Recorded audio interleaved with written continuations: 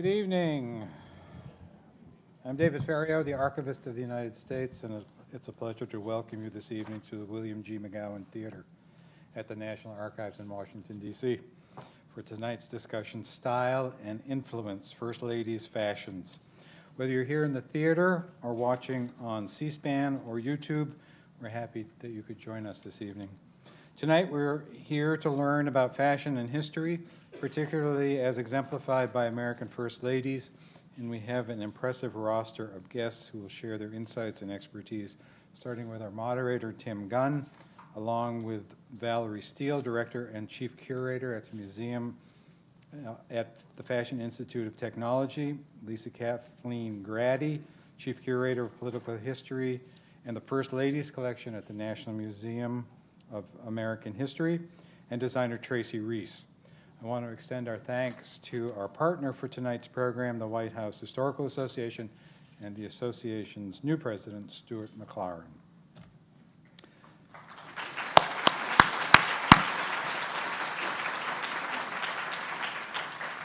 Before we begin tonight, I'd like to tell you about two other programs coming up soon in this theater.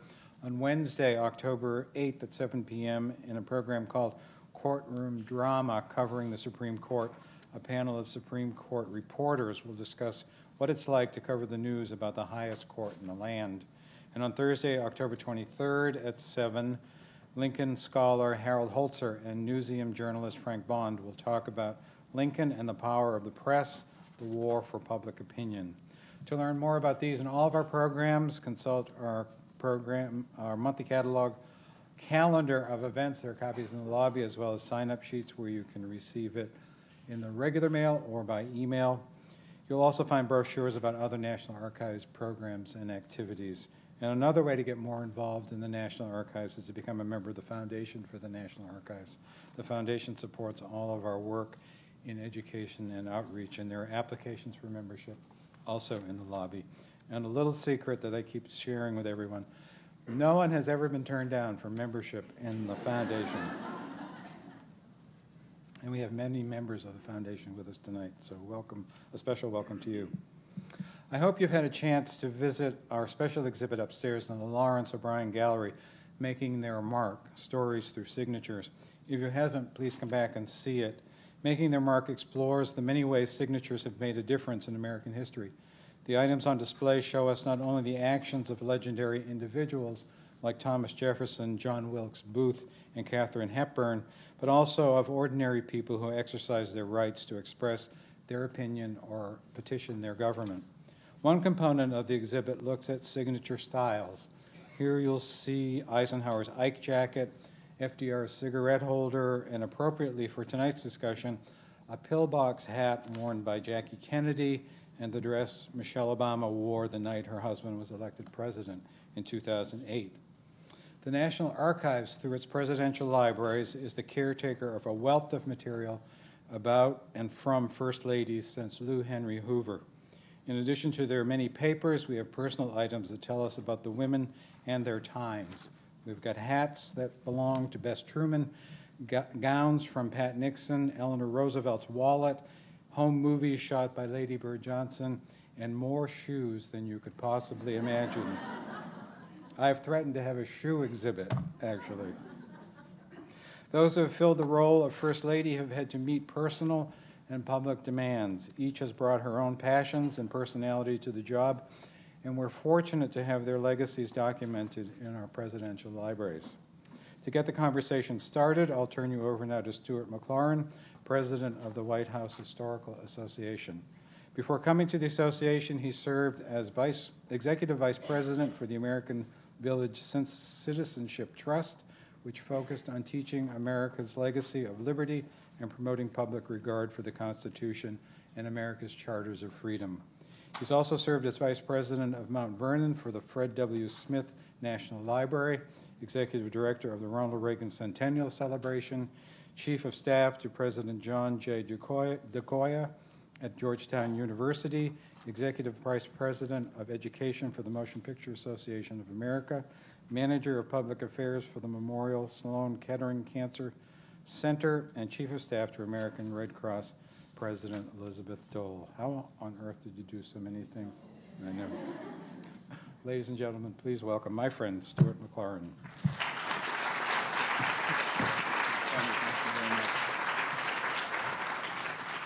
Thank you very much. You all are in for a very special treat tonight.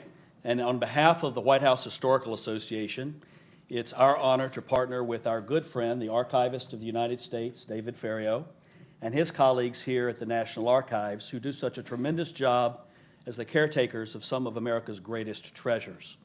I'd also like to acknowledge with us here tonight very special guests, Linda Johnson Robb and her daughter Lucinda Robb, the daughter and granddaughter of one of America's great First Ladies. It's wonderful to have you here tonight. Also, very special friends and colleagues of ours, Angela Reed, the Director of the Executive Residence at the White House, and Bill Allman, the Curator at the White House, are both here with us tonight, and it's a pleasure and a privilege to work with them almost on a daily basis. Ann Stock, who is on our White House Historical Association Board of Directors, is also here tonight.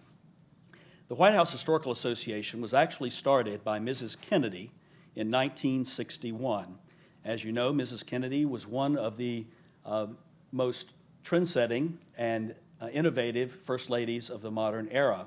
It was her vision with the White House Historical Association to have an organization that would promote the understanding, appreciation, and enjoyment of the White House for generations to come. And that's our job.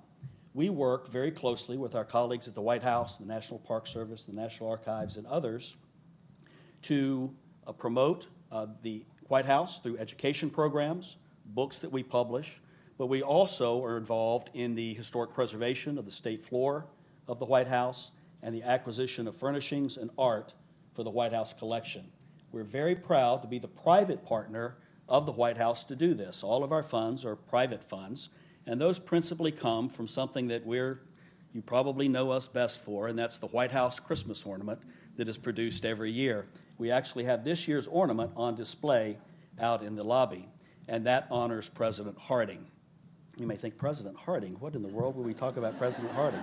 There's a wonderful story and background behind this two-ornament set of two trains, and I'll leave you to figure out why two trains and President Harding.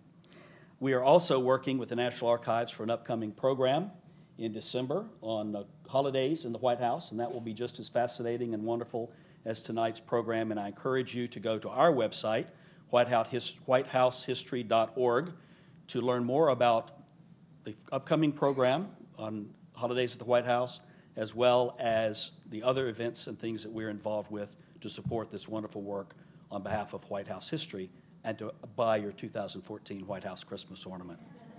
I have to thank my colleague, Leslie Jones, who has been on point for us to bring this program together. I have a wonderful team of colleagues at the White House Historical Association, and I'd like to thank all of them who are here tonight for all that they do for us every day. You are in for a treat tonight, and I encourage you to listen and enjoy and come back for other programs that we sponsor with our friends at the National Archives in the future. It's really an honor for us to be a part of this wonderful gathering tonight. Thank you very much.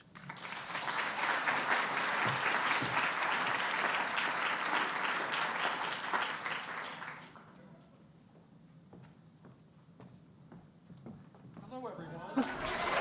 How are you? Thank you for being here. We're going to have a rousing evening, I hope. It's certainly an interesting one and an interesting discussion. And I have to say, the whole topic of what the First Lady wears, we know is a frequent topic of discussion.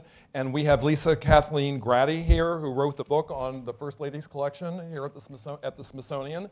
And Lisa Kathleen, I would speculate that you run the most visited curatorial department at the Smithsonian.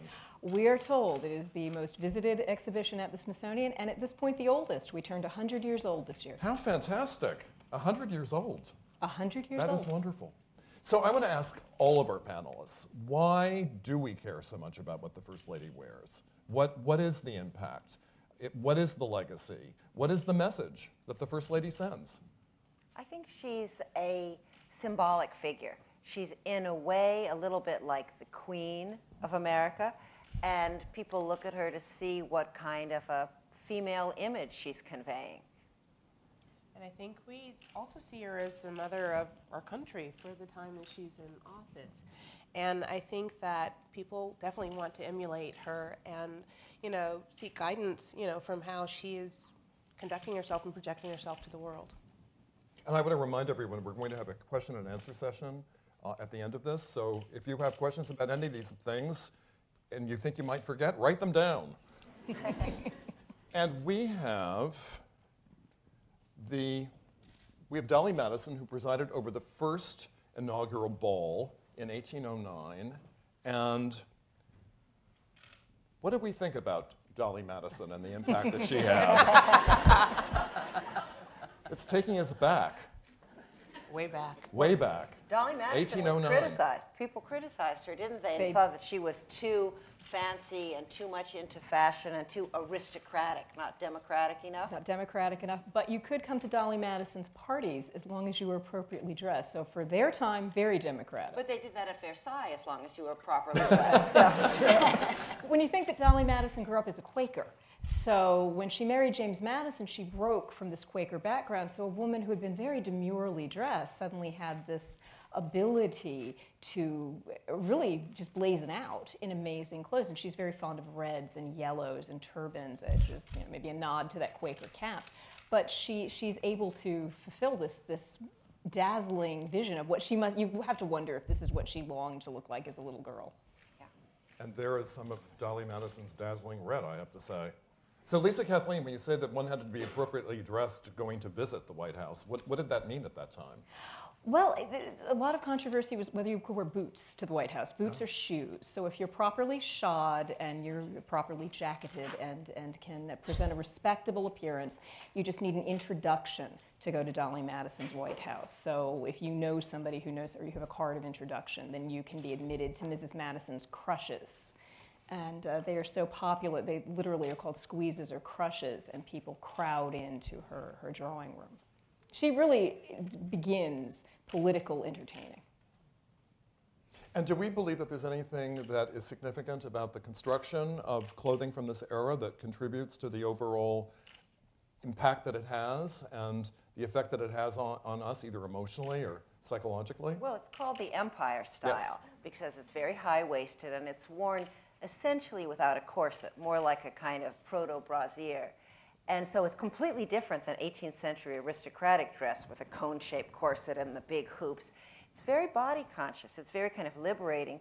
And at the time, a lot of people in America and in France thought of it as being, a Republican style, not an aristocratic style. It evoked the idea of ancient Greece and Rome, the democracy, republics. And compared to what preceded it, it was almost monastic, in a manner of speaking.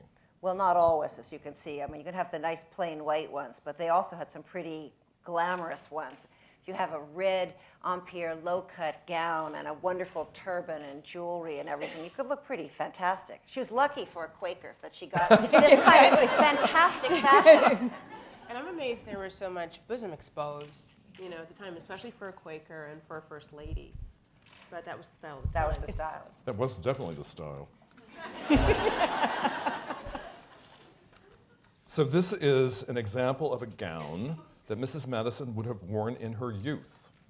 So this goes back to what you were describing, Valerie. Well, except much plainer. I mean, the whole Quaker look was that you were in sort of gray and non-colors. It stood for trying to stand out of society and all of its competition, that fashion was frivolous and external. And a lot of that goes through American history, not just with the Quakers, the whole kind of puritanical sense that fashion is unnecessary and elitist. And so to be a Quaker was to make that point very clearly. Dolly Madison also was impoverished later in her life, so she wears clothes again and again and remakes them. And this is one of the dresses we have in the collection of Dolly Madison's that has been remade over time, either by Dolly Madison herself or by a descendant, because it's a lot of our dresses are remade. It was very popular to wear great-grandmama's clothing, say to a fancy dress party or just as a remembrance. So a lot of our clothes, say the skirt will have been styled to a slightly different silhouette, or the bodice will have been changed slightly. But we like recycling. It's environmentally Before their friendly. time. Yes, exactly. So here we have Julia Tyler. And she was indeed a great beauty. And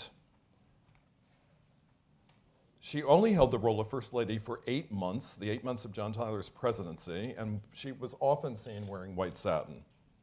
And what are our thoughts about Julia Tyler? And what kind of significance could she have had with such a short reign? In 8 months, not much. Wasn't she one of the younger first ladies as well? She was, at that point, she was the youngest first lady, and she married the widowed president. His wife had died, and she was younger than some of his children. And there was sort of a whirlwind romance, and her father had died. She's very conscious of herself. She styled herself as the Rose of Long Island, and had to be taken off to Europe by her family because she posed for an advertisement, which was just scandalous at the time. But she came back with a taste for European. So part of this look, this white satin, is that she wanted to sit on a dais and have people presented to her as at court. So she actually had a reasonable impact on White House entertaining in a short amount of time. It might not have been the impact she wanted. But the White House changes from sort of more egalitarian and Republican to a much more high style and exclusive. And she was one of the exclusive swings that swung back after they left. I would love to ask you, Lisa Kathleen, how do you verify or corroborate these legends and tales? Is it difficult? Some of them are difficult. So can you find a letter? Is there correspondence? Is there a diary? Dolly Madison's dress, that red dress we saw, the story, of course, is that it was made out of the red velvet drapes that she saved from the burning of the White House. And that's a wonderful story. If it's not true, it should be true. it's not true. Because it's a wonderful story. Too bad. It's a great story.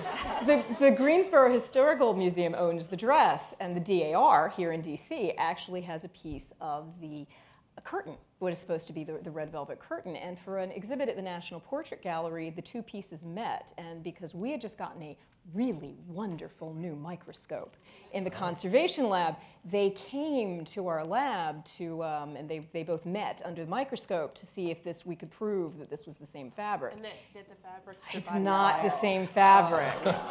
Now, on the upside, so we know that if this was the curtain, the dress was not made of this curtain. Now, what we don't know is if that was really the curtain.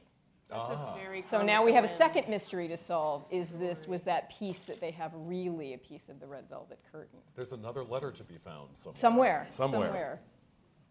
We'll go back to Julia Tyler and on to Sarah Polk.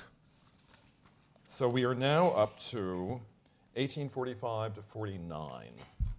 And how is dressing in this particular time different? How has it evolved? Well, this is really sort of what you think of as an early Victorian style. It's very much more conventionally feminine. You're back to the corset, you're back to a full skirt over petticoats. Although she's wearing a dark dress, you do see much more distinction between men in black suits and women in sort of lighter and more delicate colors and fabrics. So you get real gender distinction at this period. Part of the idea of women should have their domestic role at home and be really sort of different creatures than men. And what about the relationship between fashion in America and Europe? Were we a nation of borrowers then? Yes, absolutely. Paris was already and had been for more than 100 years the center of women's fashion. And American fashion magazines had images which were based on those from French fashion magazines. But at the same time, you have this drumbeat of complaints that how can the daughters of Puritan ancestors wear clothing designed in the wicked city of Paris? So then you have American magazines and dressmakers saying they're going to Americanize the fashion. And that often means making them a little bit simpler or a little more modest. Or it could just be boilerplate. It could be the similar dress. So were most of these clothes actually made here? Most of them would be made so here. they were not brought over from Europe? That would be prohibitively expensive? If you were wealthy, you could get Yes. things, but Yes. most things were made here. You might have fabric shipped over and then have dressmakers make it here. I didn't realize, too, that Victorian fashion wanted, to make women look smaller. So a lot of the proportions were larger to make women look more petite. I thought that was interesting. Well, to make your waist and your extremities, so hands and feet should be little, but the hips should be full and the bosom should be full and your shoulders should be full. And certainly by the 1850s, 60s, 70s, you wanted to have really plump, voluptuous shoulders and a big, big butt. So, but I mean, by the 1880s, one English writer said, no man would stay long with a woman whose skinny buttocks he can hold in the palm of one hand. You want a big butt. Sounds like today. Sounds like Nicki Minaj and J-Lo, Kim K. Yeah. Well, and this brocade gown says all that. It really does. Can you imagine Kim Kardashian in that? Like, I'd prefer not to. Yes, your corset was the first wonder bra, pushing it up and up. And what about these accessories? What are these? These are turbans. that's a really cool turban. That turbans. one, it said Tunisian silk, right? I think that's so amazing. I think the striped one. It is I think what I Tunisian read, silk, right? yes, with a tassel. I love that. I want that. And Sarah Polk purchased these in Paris. And did this become popular? Were people suddenly wearing turbans everywhere? The turbans went in and out. I mean, you had them in Dolly Madison's time, and then they came back again for a little while in the 40s, 1840s. Was this before hairdressers were popular? I asked with some sincerity. No, it was more supposed to be a glamorous, exotic look. It is exotic. And here we have Harriet Lane. And she was the niece of James Buchanan. Is that correct? She is the niece of James Buchanan. She served as his first lady, and she was considered to be just an absolute beauty, elegant member of the White House. She actually entertained the Prince of Wales and rather scandalously had gentlemen giving her presents, and her uncle had to, she used to hide things because she knew her uncle wouldn't let her accept some of the jewelry and other things that gentlemen were trying to give her. And as the niece of the president, was she considered a first lady in standing? She was the first lady, served as the first lady, and is really one of the first ladies to be called first lady. Oh, that's interesting. By the press in magazines. Dolly Madison is referred to as the first lady of our land in a eulogy, but this is the first lady in media, really. And he was unmarried his entire life. She lived with him most of her life and served as his hostess and therefore became his first lady. Do you think that they called upon the term first lady, the press did, because it was awkward and she's not a wife and she's not a consort and... I like consort. She would have enjoyed that. I think partly it's to have something to call you, since you don't have a title. And Martha Washington was Lady Washington, but Lady Buchanan sounds a little odd.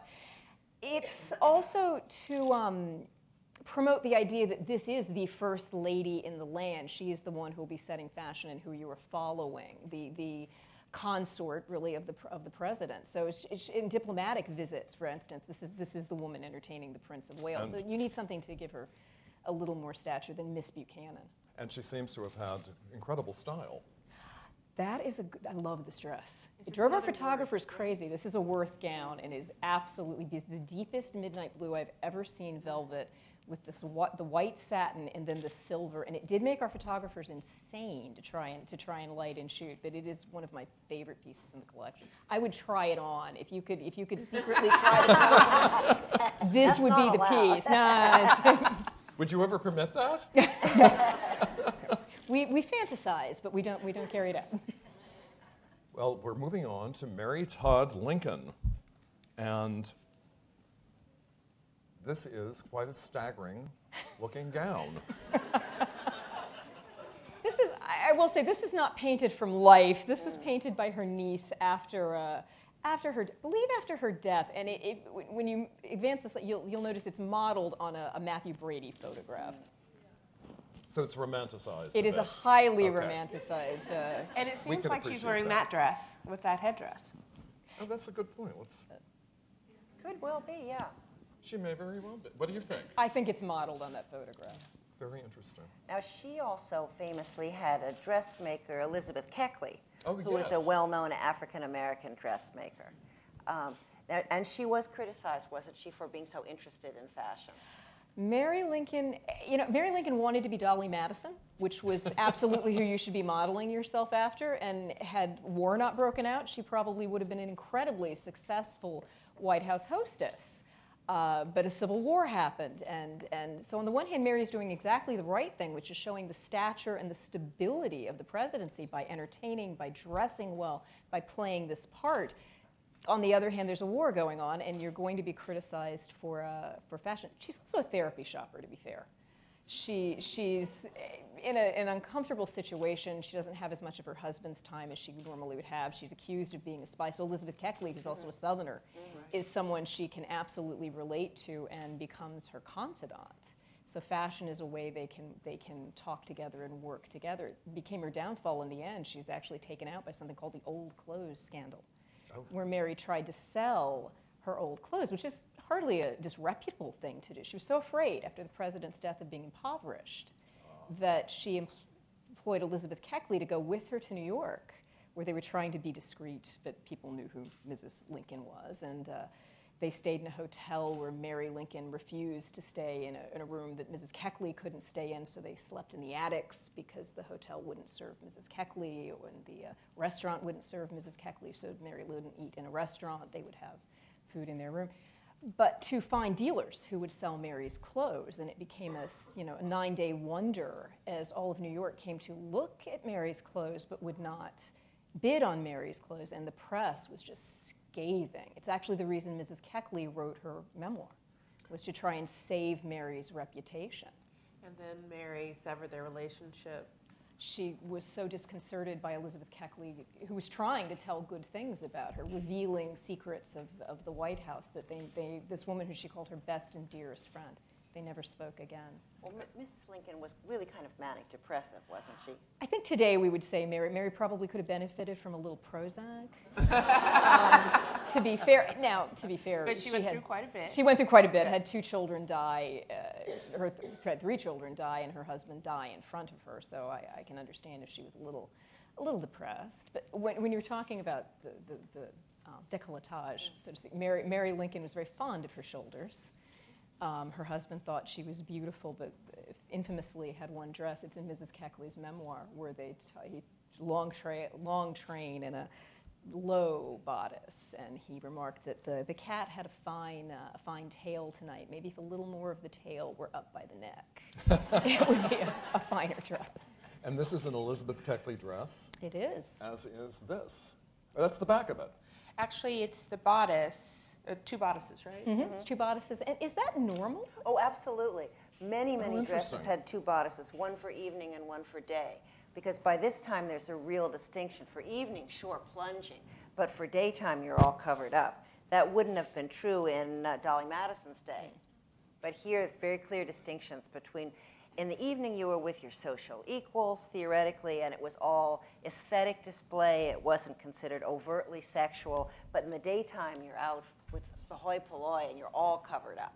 And I have a sincere question. How much did the First Lady's wardrobe impact the reputation of the president and his administration? Was it just a sidebar? I think it's a very easy thing to trivialize, and it's certainly not the first thing you're thinking about in a presidential administration. But Mrs. Robb said something earlier about dressing, showing your value, dressing to your value. Not showing for what you're worth. Sell for what you're worth. Thank you, selling for what you're worth. And that's the First Lady's job. She is representing the administration, the style of the administration, how formal the administration is, and really the stability and value of the administration. If this is a well put together, stately, expensively dressed woman, then you can reckon that the administration is stable, has style, can entertain European dignitaries, and can stand equal with the crowned heads of Europe, which when you're trying to get somebody to come in on your side of the Civil War, when you need England to come in on your side, that's what you want to present. Precisely. Well, let's move on to Mrs. Grover Cleveland, Frances Cleveland. And Let's see some of her style. Was that painting in the style of Sargent or by Sargent? I believe that one's in the style of Sargent. And this is a Worth gown also. And it is silk Indian muslin embroidered with orange blossoms and draped with a silk tulle falling from a circlet on her hand. Valerie? Well, this would have been the height of fashion. Okay. I mean, Worth was the most famous couturier in Paris. So to be his client, you would almost always travel over to Paris, go to his atelier, and he would put together a look for you. And he was the first one who took couturiers from being small-scale artisans, you know, dressmakers sewing that your hem, to being someone who was all about big business and high art. And very often he'd tell his clients, you know, I see you in yellow. And he was sort of a dictator and much mocked in the press, but he was the first hugely successful established couturier. So this is the height of fashion. You couldn't get better than this. And when we think about fashion designers, his name is the one that pops up at the very beginning. This is also her wedding dress. Ah, there is her wedding, which happened in, where did it happen? In the White House. In the I believe White in the Blue House. Room, if I remember correctly, and that is an absolutely fictitious drawing. It was hidden from reporters. An announcement went out that the president was going to be married. People were literally trying to peer in through the windows, which were blocked. And the artists had to come up with their rendition of what the wedding must have looked like. She was amazingly, they called her Yum Yum after the Mikado. And speculation had been that he would marry her mother. And then when asked, you know, are you getting married? He said he was waiting for his bride to grow up, and he wasn't kidding.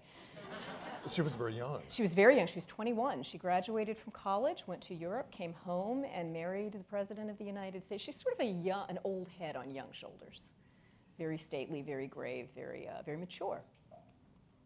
And here she is wearing what we would call a choker today around her neck, and at the time they were calling it a dog collar, and I don't think it was a compliment. Well, it was following Alexandra, Princess of Wales, who really helped establish that. And hers were often just sort of encrusted with diamonds. And so again, very stylish. She's also, it's a kind of an odd, I'm sure the WCTU took comfort in it. The WCTU wanted, because of course this young First Lady is supposed to be a role model. And so they announced that Mrs. Cleveland was going to stop wearing those very low-cut bodices, which they thought was a wonderful thing. They hadn't checked with Mrs. Cleveland. Mrs. Cleveland, thank you very much, she would continue to wear what she was going to wear. So they had to take comfort in the gloves and the sleeves and the choker collar. And here we see another example where the bodice is switched out in favor of this. Yeah, that would be a dinner bodice with a little... Dinner bodice, I like it. Does it also mean it expands? No, sadly, you can see that's a corseted waist. Yes. And notice how the dress is made with the set bodice and a separate skirt. That's typical. You don't have many one-piece dresses then. And actually, the piece on that is there are three bodices to this. The one it came with, which is actually the peach bodice, made in Paris. And then when they got back to America, that green bodice was made by Lottie Barton, who was a Baltimore dressmaker, and some of the width was taken out of the skirt and remodeled as yet another bodice. I love the petticoat peeking out. I know. Beautiful. That is wonderful. Back up again. Yes. All right. Now we have Mrs. Woodrow Wilson, who was in the White House from 1913 until 1921, which was a very interesting period of time for a lot of reasons. But she looks in that first picture like it's like the whole transition in fashion happened between the first picture and the second. Yeah. Right? Yes, that's true. When you look at this. So this is I guess the flapper era, Valerie. Well, it looks like it's early 20s, like 1920, something like that. Probably about. Well, if it's from the White House, then it's the very late teens. And she was very fond of black. So most of her clothes, aside from being a widow, a widow who married the president, most of her clothing is in black and white. So was she forward-thinking in her taste and I proclivities? find it hard to believe it's the late teens. To me, it looks like it's the early The 20s, 20s? but it's hard to tell from the little picture. I'd like to see it in person. I wonder if it's a post-White House dress. which It is could be a possible. post-White House dress. Well, here is another. Oh, this is another very pretty one. It's very pretty. That looks teens. That could be teens. That could be late teens. That style reminds me of Poiret. It does. It's got. I doubt it is a Poiret, but has that kind of sort of ethnic, romantic feel. So nice. Exactly. Well, according to our notes, the label inside the jacket identifies this as a piece by Worth. Yes. Well, Poiret had worked for Worth for a little while, but that's for true. the sons of Worth. Although when they hired him, they said, even a great restaurant needs a potato fryer, so you're in charge of the French fries. We do the grand ball gowns. You can do the simple little Day frocks, dresses, day yeah. dresses. He didn't last long there. And this is also attributed to Worth and was worn at a private dinner party at the White House in 1915. And now, see, that's kind of retrograde for 1915. It's not at all fashionable. That's more like a 1912 looking dress, 1913. Sorry. But the way the This is- bosom kind of like. Yeah, it's really it's Yeah. really old-fashioned with that mono bosom, with the new high waist, the neo-empire style. Now, I have to say that almost every dress, when we were trying to mount, this is a dress that's on exhibit right now, and we have a good amount of Edith Wilson's clothes, some that came from the National Trust and some that came from Mrs. Wilson herself, really as they were cleaning out the house in D.C. after her husband's death. But every dress we took down to the conservator, we'd choose a new one and it'd go downstairs, and I'd get a call from Sunday Park Evans, our conservator, who'd say, "You have to come look at this. She did something to it." And Mrs. Wilson had a sewing machine and apparently liked to fiddle with her clothes, because almost every one of these pieces has been cut up or remade, and the struggle of finding a dress that was mostly intact that we could mount and didn't look as if weird. Oh, yeah, that's a good word. Was time consuming. And this is the dress we finally came up with that she'd done the least damage to. You see, you can keep them as historical items. At FIT, for a fashion museum, we'd be like, sorry, it's not working. And why was she compelled to do all this tweaking? We've been very curious, and we're still trying to find, if we can find a note that says, well, today I was bored and I remade my dinner dress from my 1915. I could speculate that she spent a lot of time alone, a lot of time with her ailing husband. Maybe she just sewed to amuse herself. She did make her own Red Cross hat, so maybe it's just a strange hobby she had. But or maybe she fancied herself as a designer and wanted to see if she could. It's sort of what we were speculating. She had an interest in fashion, and maybe she wanted to see what she could do with her clothes. Well, if Valerie's correct, she would have been the first one out on Project Runway.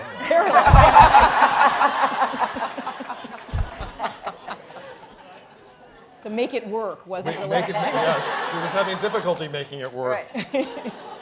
So we're moving on to Grace Coolidge, Mrs. Calvin Coolidge, who was in the White House from 1923 to 1929. And this is a gorgeous Beautiful. painting. Very beautiful. The president wanted her to wear a white dress, and the artist said that he wanted the composition to be red and white, and apparently the president, who liked the odd jokes, said, "Paint the dog red." And you said that that dress was originally slit higher, right? Like with some leg showing. We'll go back. It was in the notes. Apparently. This is a part of the White House Historical Association collection, not ours. And this is a very interesting photograph. It says President Coolidge prevented Grace from wearing pants and bobbing her hair as short as she would have preferred. And he often bought her luxurious hats and gowns to wear to public events. And what's interesting about this photograph, we were looking at it earlier, it is in the White House. It's a staircase that no longer exists. It's been removed. And I hope not because of what she was wearing.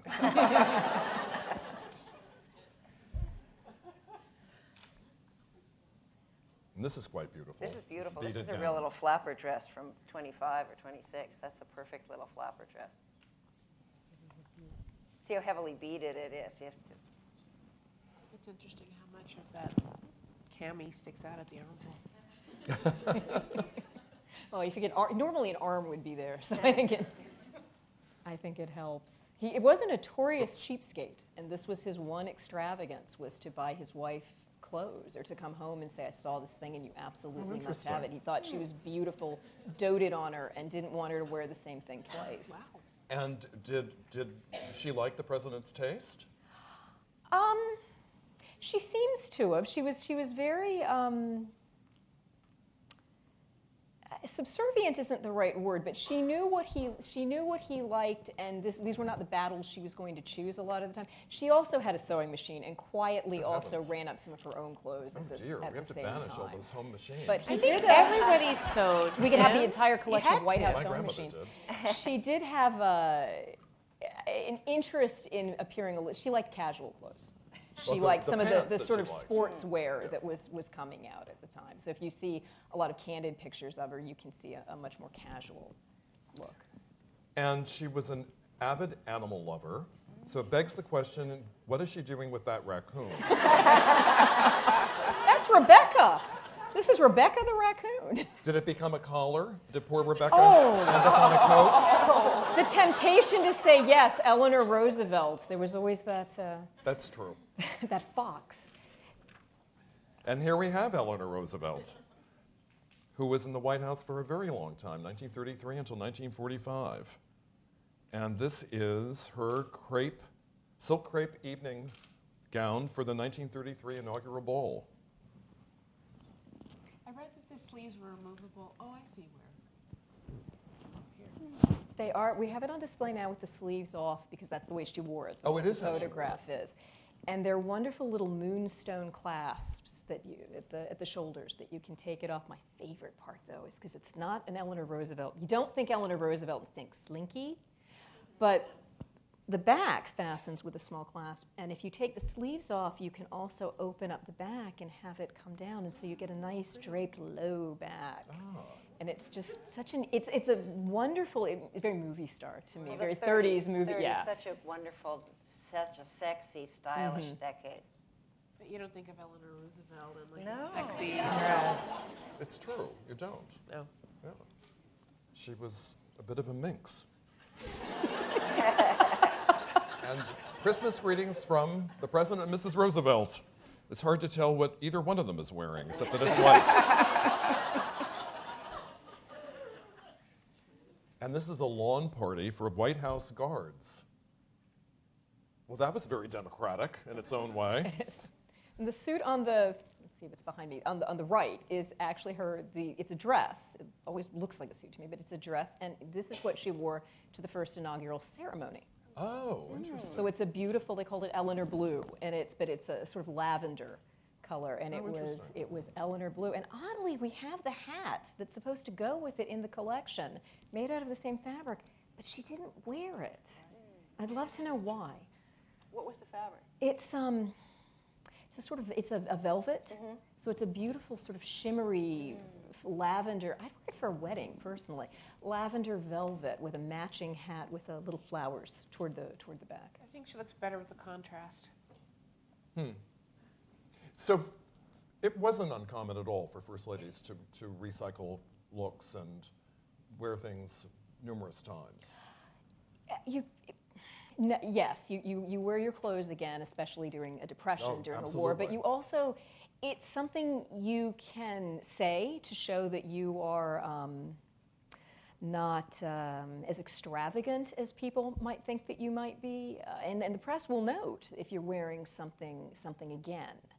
And depending upon the event, the press, and how popular you are, you're either going to get credit for that, or it's going to be a detriment, and people are going to remark that you're not supporting the fashion industry enough, that you're not buying enough new clothing, that you're not giving a good impression of the United States. You can't win. You cannot win very when you're difficult. first lady with your clothes. And these were serious war years. It was especially difficult. You didn't want to step up and out. Now we have Mrs. Dwight D. Eisenhower in the White House from 1953 until 1961. And what do we think about Mrs. Eisenhower's style? Very 50s. Very. Quintessentially 50s. Pretty in pink, big poofy skirts. One of the most popular with little girls who visit the collection. You can't beat the fairy tale pink princess dress.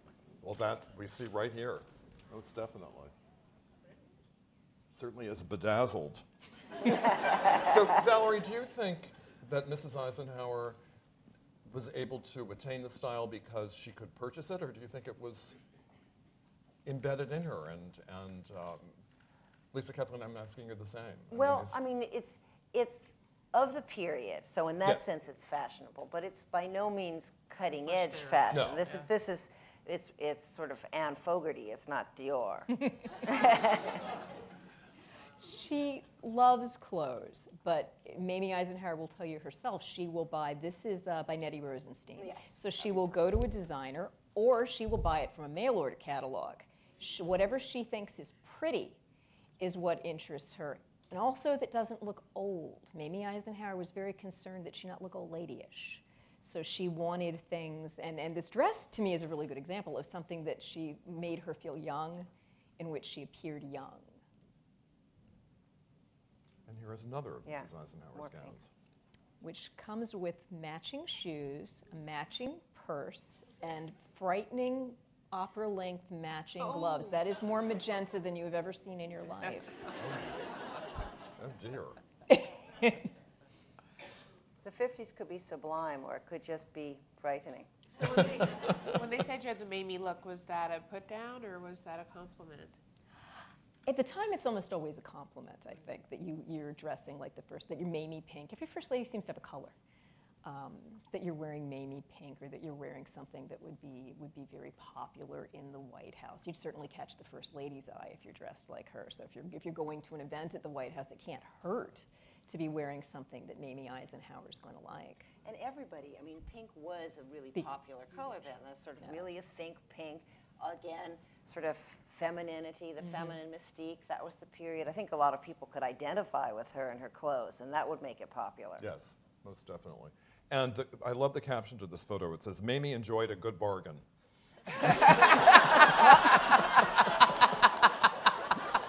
Bragged on her mail order hats. And this is interesting. Lisa, Kathleen, can you tell us about this textile?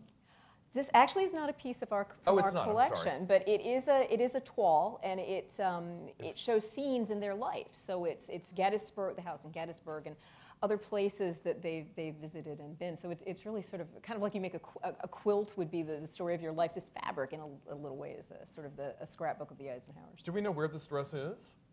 I do not know where this dress is. I'm going to assume that it is in the Presidential Library System. All right, because the toile is really... And Jim Gardner, the head of the Presidential Library System, just went, maybe.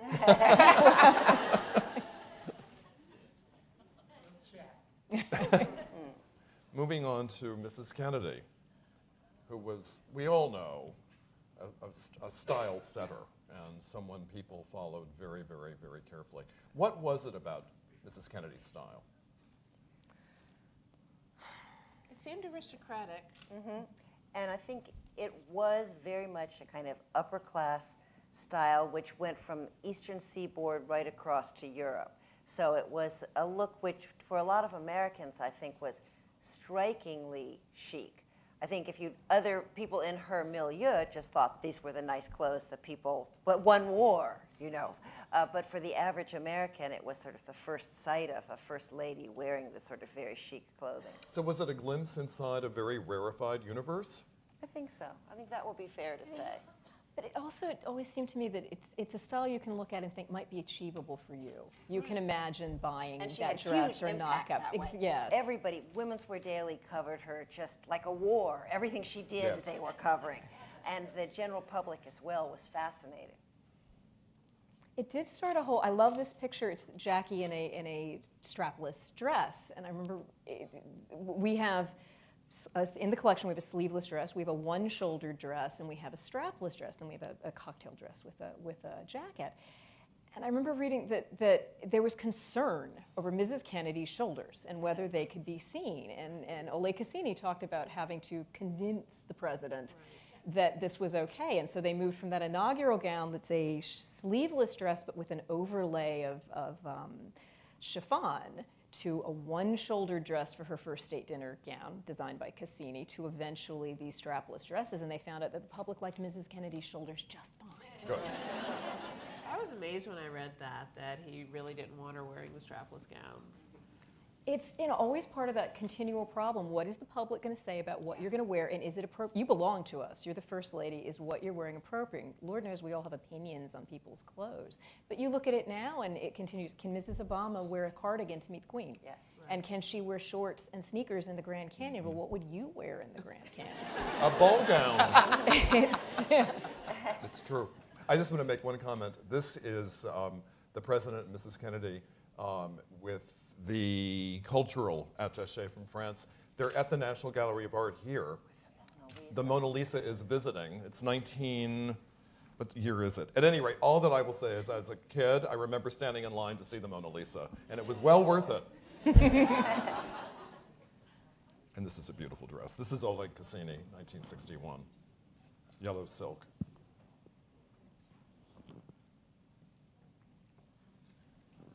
And so the black and white photograph is of the look that you see in color, but the bodice is switched out.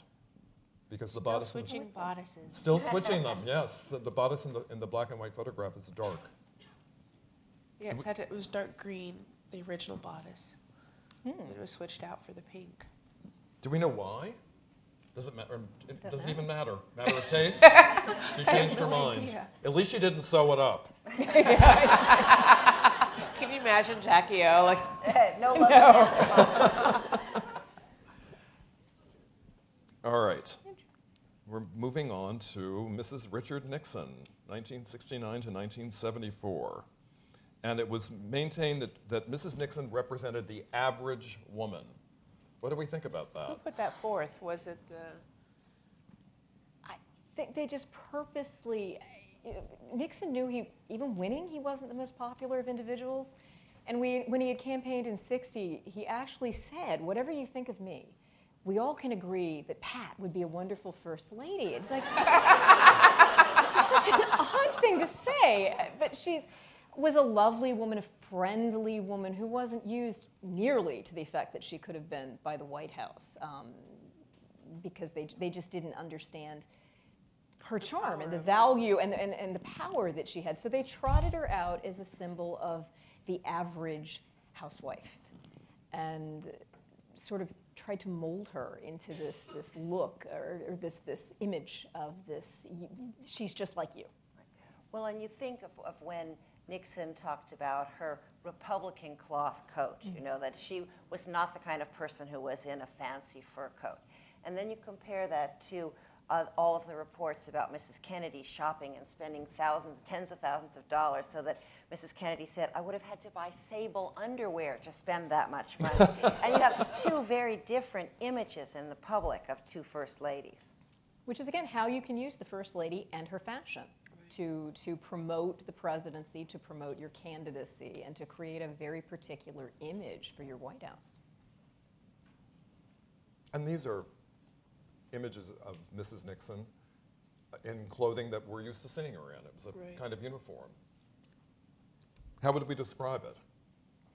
It all kind of reminds me of the Queen in a way, sort of one monochromatic, one color, so that you can pick her out in a crowd. You came to see this lady, so she wants you to be able to see her. That's part of what she's doing, is being visible for you. Yeah.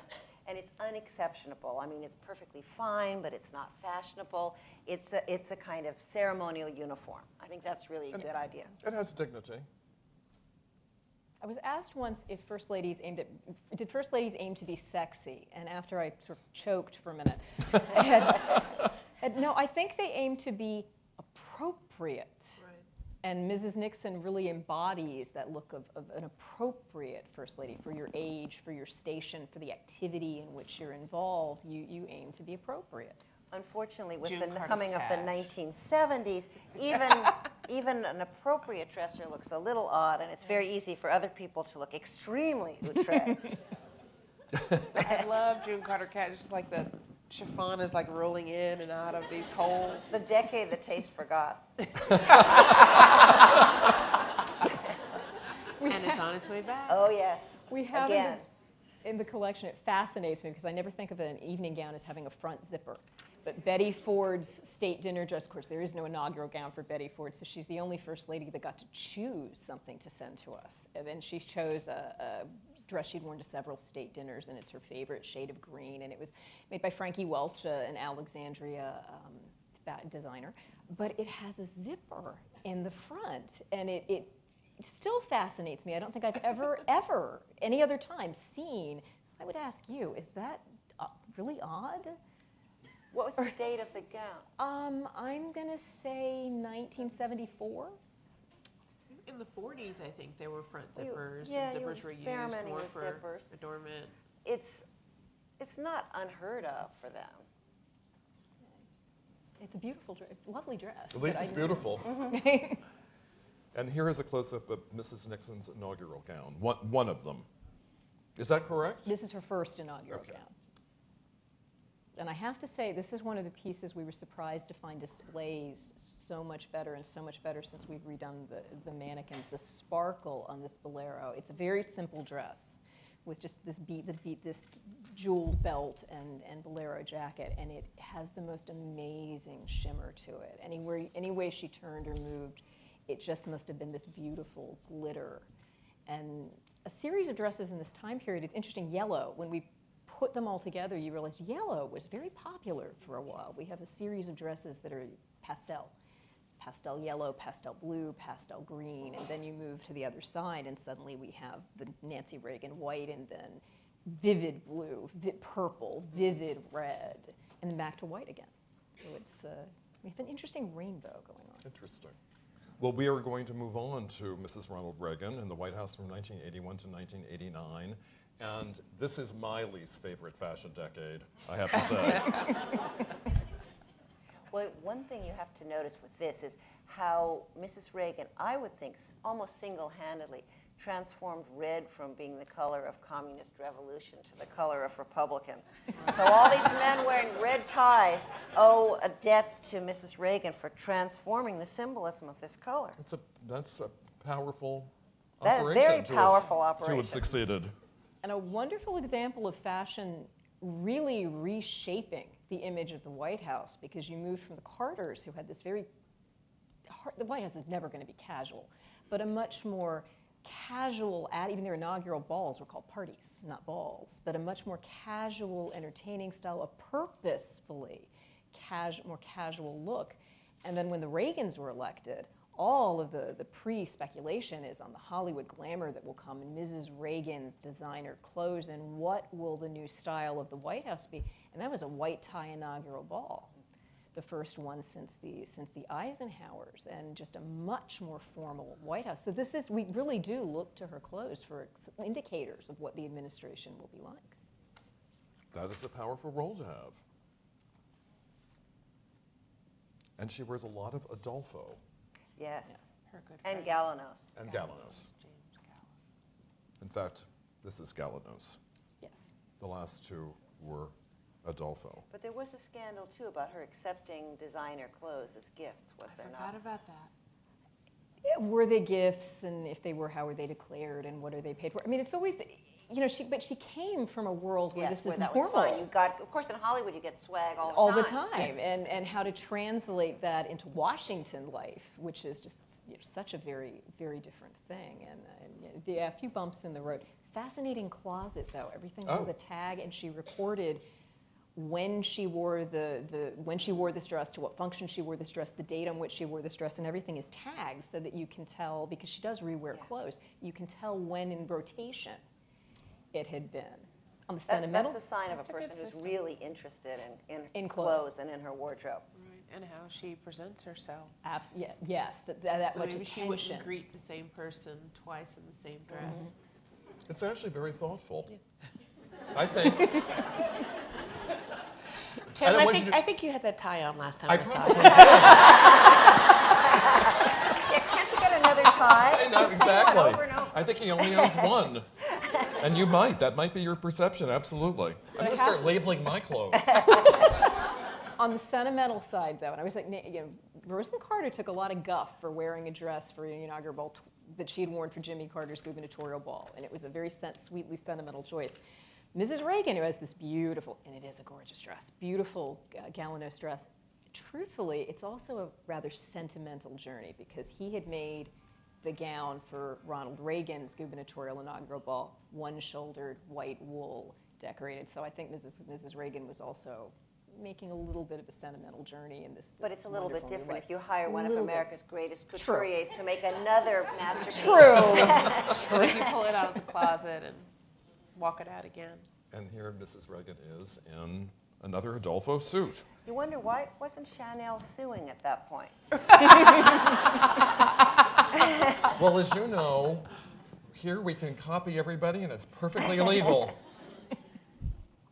No, it's true. I mean, all this inspiration from Europe, I spent a lot of time, and Tracy, you probably did too, on Capitol Hill advocating for the Design Piracy Prohibition Act because fashion designers in this nation do not own their intellectual property. And it's largely because we were a nation of copiers. There was no incentive to have such laws in place. Right. So And we it's- can rip people off right and left, and it's perfectly legal. It is for many people would like to have intellectual property rights. Yes. There are like 10 times more who don't want to go down that road That's true. because it would hurt their business. So we're moving on to Mrs. Clinton. And how would we describe Mrs. Clinton's style? I'm moving on to a dress. The famous pantsuit and the hair problems. And I think at the heart of it, I just feel like it's not important to her, you know what I mean? I think public service is very important to her. Yes.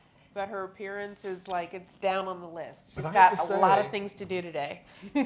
Mrs. Clinton is looking very presidential these days. She is. There's definitely an evolution that's been taking place, and the bar has been raised. Since she got to be friends with Oscar and Donna. At least she's taking notice. Upgraded a little bit. I think Mrs. Clinton is also, and this is a problem Rosalind Carter had, it comes as a surprise and a bit of a shock that people are this interested in your clothes and take such a intense interest in your clothes, or that part of your job was going to be to promote American fashion. The idea is just if I do good work, you should be looking at that. But it is a part of the First Lady's job to promote the American fashion industry, to promote American looks, and to be a kind of billboard for, a large part of our economy. And no one tells you that when you're coming in until you start finding out that you're supposed to have these particular looks. And it's a very valid thing for the First Lady to be doing. Just as you're an emissary for other things, you should be an emissary for American fashion. Well, also, I am always talking about the semiotics of clothes. The clothes we wear send a message about how the world perceives us, whomever we happen to be. And in the work that I've done on Capitol Hill, having elected individuals run from me saying, I don't want you to judge me, I didn't know you were going to be here. and my response is, I'm never going to judge you providing you accept responsibility for how you're presenting yourself to the world. So if you choose to run on your own account, but not on mine. Well, and two, you have to think, Mrs. Clinton was a lawyer. Lawyers are not the best dressed socioeconomic group in America. They're notoriously sort of very conservative. It's very kind of frumpy. That's why people who think fashion's all about money, if you think, take a group of lawyers, now take a group of hairdressers. Which one's better dressed? It's the hairdressers, because they're interested in fashion, and the lawyers mostly aren't, except when it's important for your client. And they'll say, okay, you're going to dress to impress the jury. And you're thinking that way, a lot of careful thought. And I think Mrs. Clinton slowly started to learn that, in a way, the American public was like a jury, that they were looking and they were judging. Absolutely. So now we have Mrs. Bush, and let's move to her style here. Seen also with Nancy Reagan. So what would we like to say about Mrs. Bush's style? Well, Laura This is Bush was Laura Bush. apparently not very interested in fashion, unlike Barbara Bush, who was very interested in fashion. We think of Barbara Bush as looking like a granny with her little fake pearls and stuff, but she was really good friends with Skazi and had lots of very fancy dresses, whereas Laura Bush doesn't seem to have been particularly interested. She wanted to look appropriate and everything, but it wasn't an interest of hers. I just always think of her as being so mild, and when you see photos of her, she's wearing soft colors, and it's relatively demure, nothing that's going to shout out, because I think she just has a very gentle, mild presence. No fake cowboy looking like he sometimes would put on. There was an interesting color shift, though, that went on, because she was very taupe and sort of beige when they were running, and when she came in and this beautiful red dress. And Yes. Michael Faircloth tells a wonderful story about coming actually to see the First Lady's exhibit, that Mrs. Bush had asked him to come look at the exhibition and see what color hadn't been used recently so that they didn't repeat a color. And he says that he didn't see red, and red was a favorite color of his, and it's a gorgeous color on her. And so he designed this beautiful, sparkly, crimson dress, ruby red dress.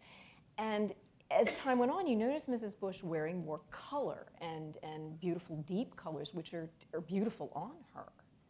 But I think when you see pictures of yourself that much, you start to see how everyone else is seeing you, and you can start to look at yourself in these settings and maybe adjust a little bit. But you do also see her turning away from him as sort of regional designers to national designers. There does seem to be a trend that your first designer is maybe somebody from home or somebody you've known, and the second designer, at least for the inaugural gown, the second designer is a name that everyone recognizes. And I don't know what lessons learned are from that, but you've come to know that this is Well, at least the for second a couple design. of them. I mean, for Clinton, for Bush, but I don't think for that many. I'm sure we can draw a moral from it. Yeah, Yeah. I think maybe you just learned your first one might not have been as successful as you wanted. Actually, I think Mrs. Obama is the only one, maybe Eisenhower, who used the same designer twice. I have to think about that, but for both inaugural gowns. Here we have the divine Mrs. Obama. I have my biases, I have to say. And Tracy, you have dressed our current First Lady. It's been my honor, yeah. A number of times. Yeah. And what's your sense of Mrs. Obama's style? You know what? I feel like she's just purely an individual who wears what she likes and knows looks good on her. I think she isn't looking really so much to the past to see how First Ladies have dressed and should dress. She's really a woman of the moment.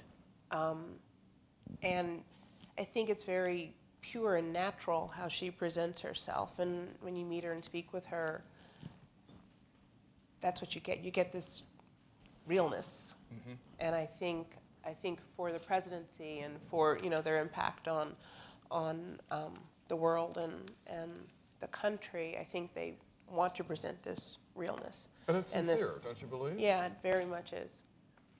I think she's had a huge impact on the fashion industry.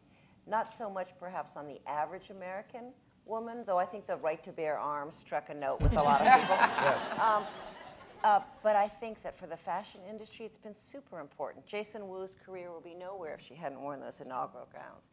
It was really good for all of those designers. And she did kind of spread the wealth around. She would have different designers doing dresses, and I think it helped a lot of them. And she didn't just go to established designers. Yeah, exactly. She went to a lot of new, younger designers or slightly more obscure designers. And she also wears a lot of affordable clothing, Yes, which it's is accessible. amazing. And I think that people love to see her wearing something that they can afford to buy.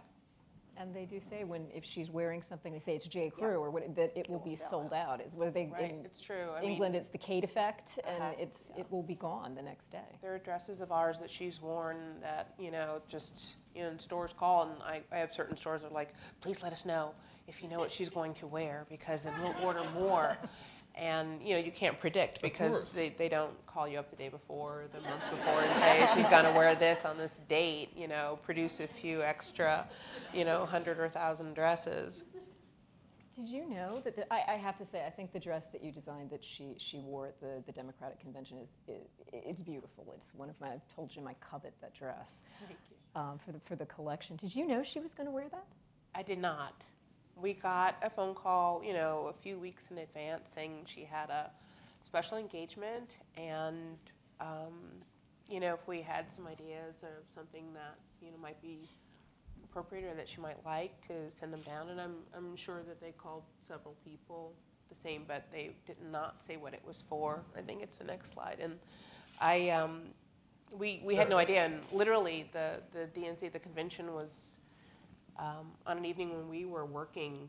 We were at the office because it was Fashion Week. Yes. And a slow period for her. Slow period. And she came on like after 10 p.m. and our controller called. She was home and she was like, Mrs. Obama's wearing that dress. And we're like, everybody, like, we had to stream it on the computers, but we had no idea until she walked out on stage. And the funny thing with this dress is we had put sleeves on it. No, because they literally said, she doesn't want the emphasis to be on her arms. It's an important engagement. So we're like, okay, this is the original style, is sleeveless, and we put sleeves on it because we thought she might need them, and they removed them because it just looks better without. And she looked amazing, and like, why cover those up? I know. So I have to ask you, what's it like to have the First Lady wear your own creations? I can't really define it because she's someone that I admire greatly. Mm-hmm. Having met her and been able to speak with her, even more so. Mm-hmm. It's not just someone out there that you're wondering about. It's someone that you've had the pleasure of getting to know, and I just respect her tremendously. And she wears clothes beautifully, and I think she's someone people are always excited to see. Yes. I mean, it's funny when Mr. Obama was running for presidency the first time, there was a fundraiser thrown in New York, and Anna Wintour was one of the hosts, and Andre Leon Talley, and this list of fashion luminaries, and it was at a gallery in Chelsea, and we get there, and it's this all white room, and and you have to shake Anna Wintour's hand, and it's like, okay, and Mrs. Obama gave a speech, and it was a very personal speech, and everyone was just getting more and more excited. And, she was looking at everyone in the crowd. She makes eye contact, and she looked directly at me, and then she looked back, and, she's speaking, and I'm looking behind me like, who's she looking at? She's looking at you. At the end of the speech, we had the opportunity to meet her, but all of these fancy designers bum rushed the stage. It was hilarious. People, shouldering each other out and pushing and shoving, and I was like, "Where am I? Who are these people?" But that's how everybody was jockeying for position and for some kind of favor, and to touch her arm, and it was interesting to see the fashion flock, kind of get crazy because fashion flock is a tough crowd, really tough crowd, but she won everybody over immediately. She is so capable of that. Yeah. Let's open the floor to questions. And do we have 2 mics? One on each side. And we would like very much for you to rise and go to the mic, because we want everyone in the audience to hear your question. Hello. Hi there. Thank you so much for being here tonight. And obviously we were at the archives and we've been looking back at sort of the history of First Lady fashion, but we're living in an age where we might actually see the first woman president. And so I was wondering if you all might like to speculate about what presidential lady fashion might look like.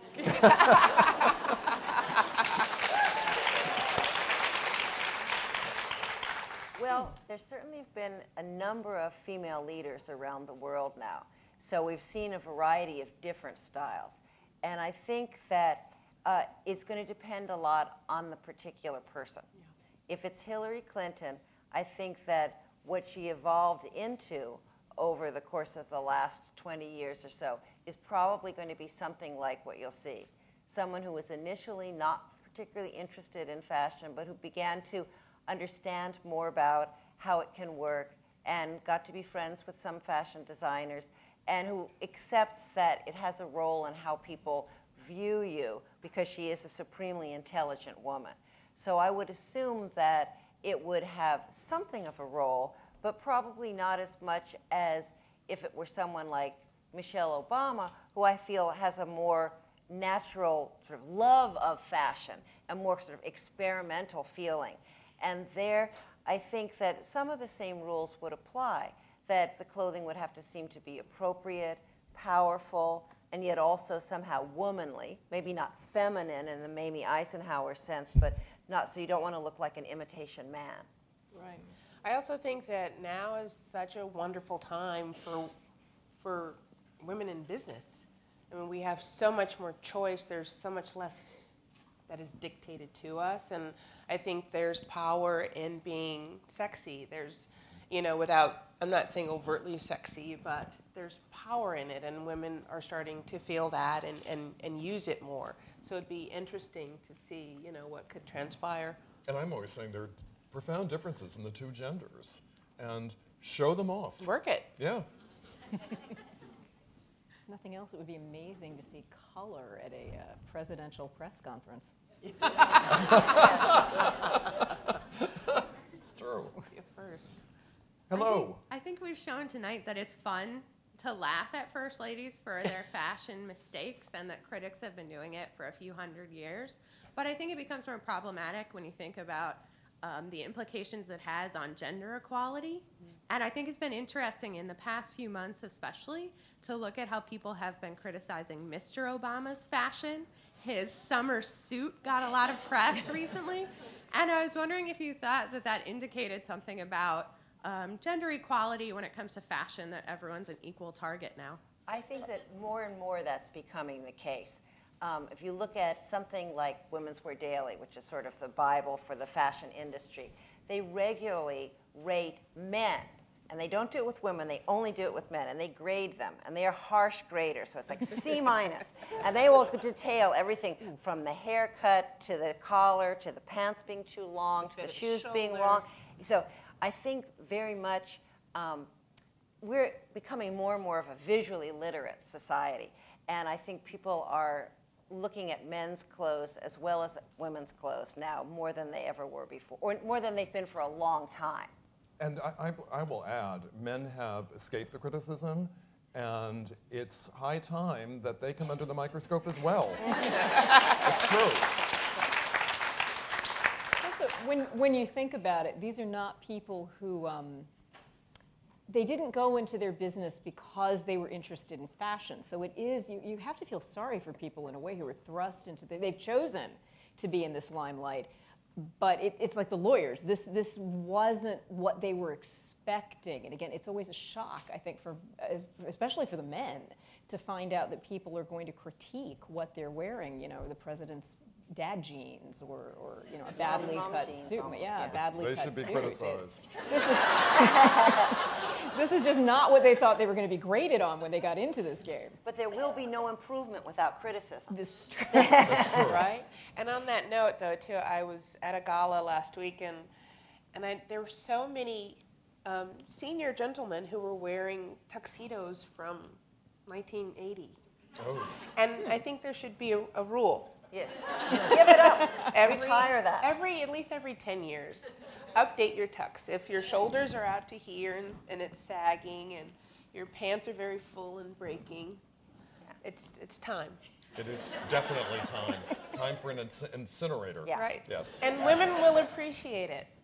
Tracy, a huge fan of your designs. Thank you. In the future, will we see more designs where you'll switch out a bodice for us? To make our outfits convertible? I like the idea, actually, But two-piece dressing is trending, and we call that, having a top and skirt in the same print or fabric. So it's actually kind of trending, so we can switch out some bodices sooner than you might think. Look forward to it. Thank you. Thank you. Can I ask you a question, though, Tracy, on that topic? Does it help with fit when you have two pieces as opposed to one? It does, because hardly any woman is the same size up and down. I'm like 2 sizes larger on the bottom than I am on the top, and I think a lot of people have that issue. Either they're bigger on top or bigger on the bottom, and it's incredible that anything fits. We work really hard on it, and you put stretch in things, and try different silhouettes that might be more flexible, but no two women are the same size. There are a few. My fit model is the same size up and down, and that's why her she's your job, fit and model. she keeps it that way, yeah. Right. But I think most women are different sizes up and down. Do we have only 2 people with questions? Come up. I could just stand. I'm loud. Oh, you know why? Because this is being taped for the National Archives. We have to have your voice. Well, now I'm really nervous. Don't be. Hello, C-SPAN. I have a question, all 12 of you, about your remarks about us being a nation of copycats traditionally. Given that American design is so resurgent right now, do you think First Lady should be making a commitment to only wearing American-made clothes and American designers? What do we think? I think that it's good if First Ladies can favor American designers, and a range of them, like Mrs. Obama, not just the famous ones who don't need her help. But I do think that having a kind of litmus test where you say if you wear any foreign design, that's not playing fair, I think that's infringing on her freedom as a woman and as an individual. If she wants to wear an Alexander McQueen dress or, you know, a Comme des Garçons sweater, I'm opposed to anybody who's telling people, you know, what you can and can't wear. It was a litmus test in the past, though, was. interestingly. And First Ladies would proudly proclaim that they only wore American clothes, sometimes in support of tariff But sometimes laws. it was a lie. Yeah, I mean- yes. Thank you. Hi. Hi. I heard comments about affordable clothing that was worn by Mrs. Obama, and also the red dress that was worn by Nancy Reagan, and the implications in terms of accessibility to affordable clothing and the impact of this power red with the Republican Party.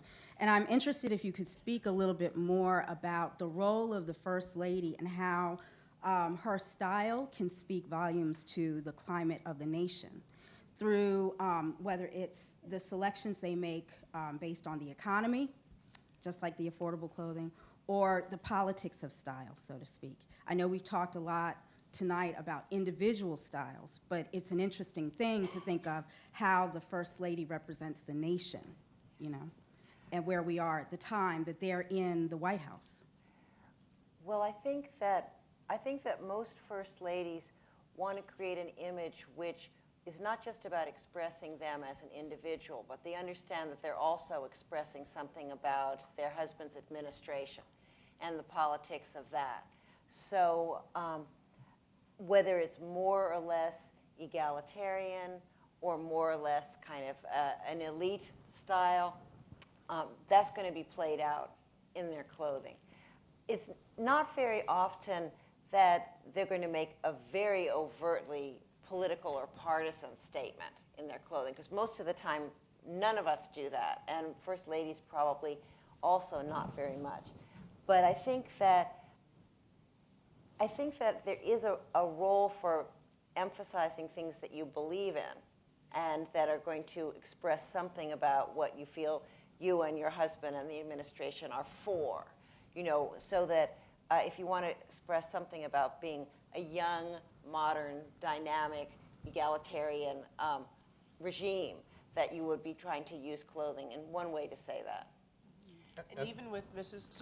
No, Obama and childhood obesity, trying to, you know, bring attention to that and the idea of being fit, you know, and, you know, having beautiful arms and, you know, being very fit herself Yes. and very active.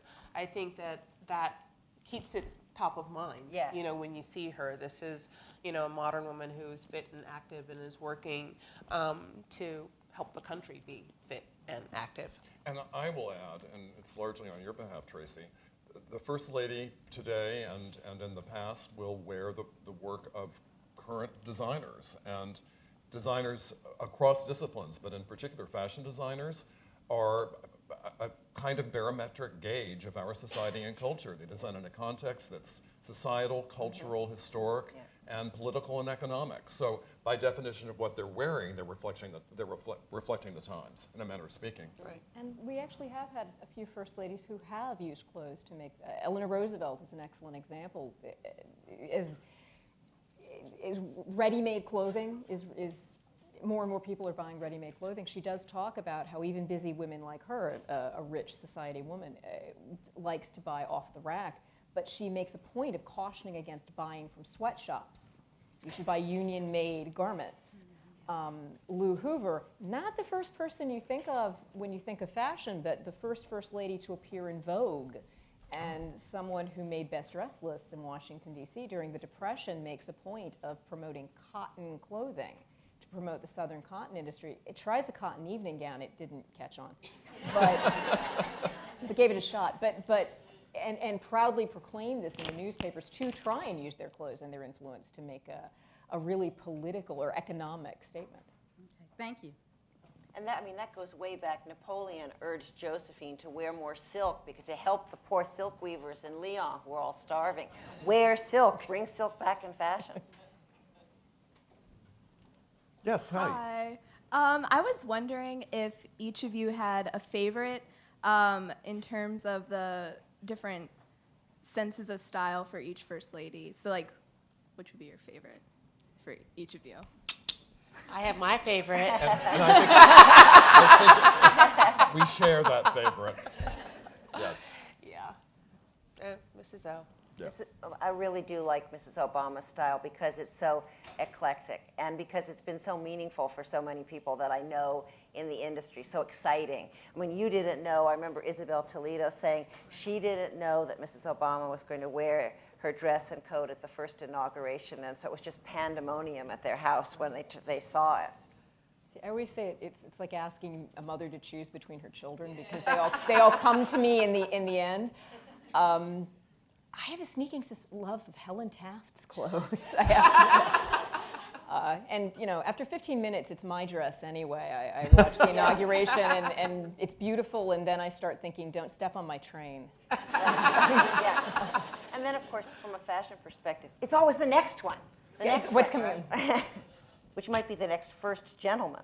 Now, that'll be interesting. Question that the earlier person said, so if we do have a Madam President, will the Smithsonian have the tux that the first gentleman wears former to the directors of the inaugural First Laddie? The Smithsonian's definition of First Lady, this sounds like a cop-out, and it's really not. The Smithsonian's definition of First Lady, as established by Mrs. Hughes and Mrs. James 100 years ago, was the mistress of the White House. And really, it's the person that fills the role of First Lady. So Harriet Lane, it isn't necessarily a wife. It's the person who fills this particular role. So we will actually have to wait and see how the White House, that presidency, deals with the role of First Lady and who will be serving that function. You're always going to be the host and hostess in your own home, but who will be taking on the roles traditionally played by the First Lady, and will that person be the First Lady? I am looking forward to putting that first inaugural woman's suit in the presidency exhibit. I think.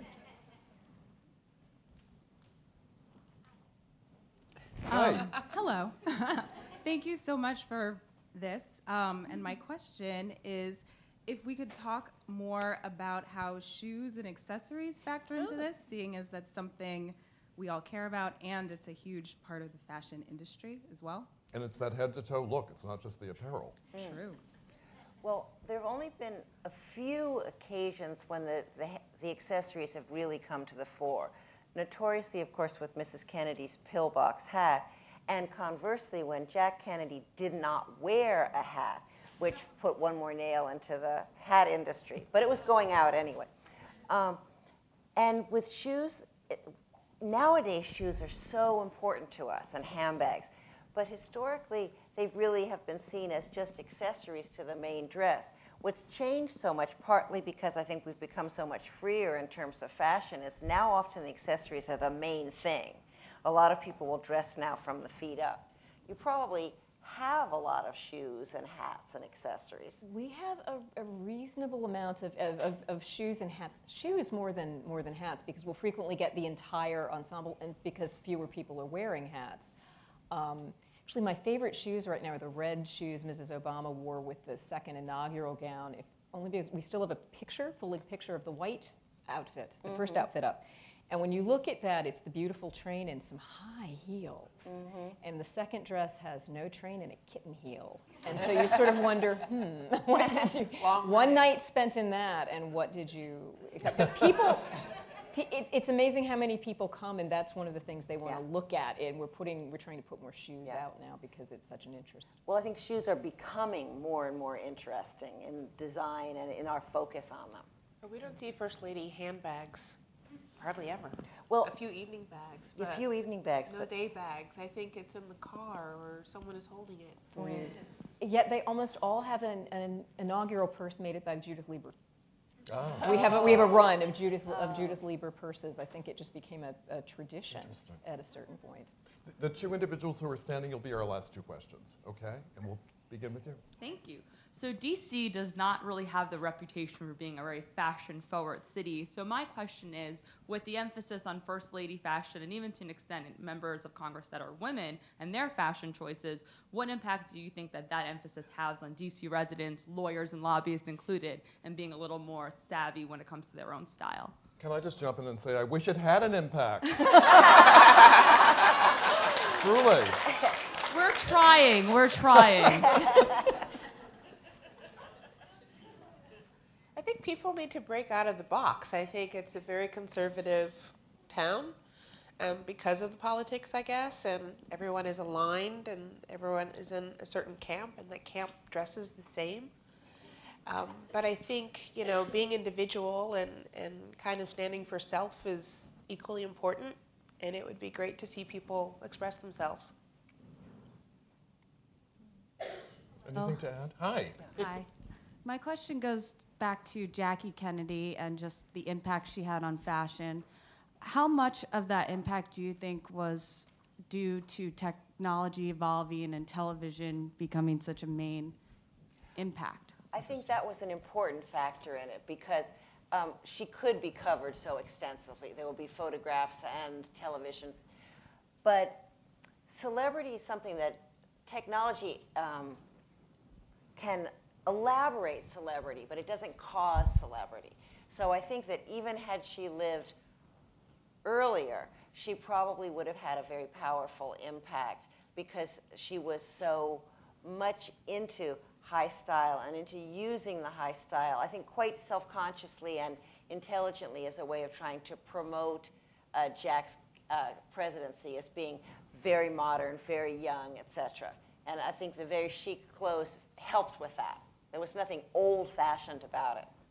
There's also there's every few first ladies just take the public imagination. Jacqueline Kennedy's, Frances Cleveland, and the Jacqueline Kennedy of the 19th century. It's the same sort of just, this is the person the public looks at and can't get enough of. And that was a first lady, without that many cameras.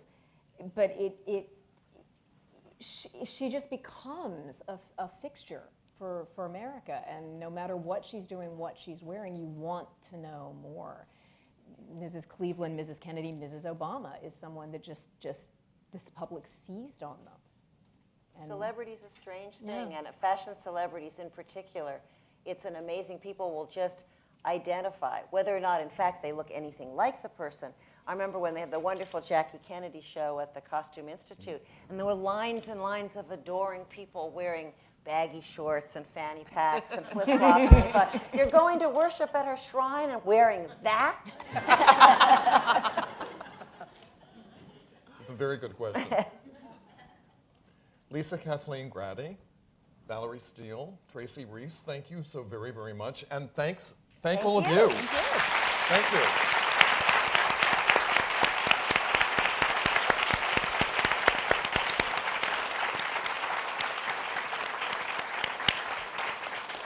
I hope we learned a lot tonight. I certainly know we had a lot of fun. Yes. So thank you. And let's make the world look better. It starts with you. That's right. Thank you so very much.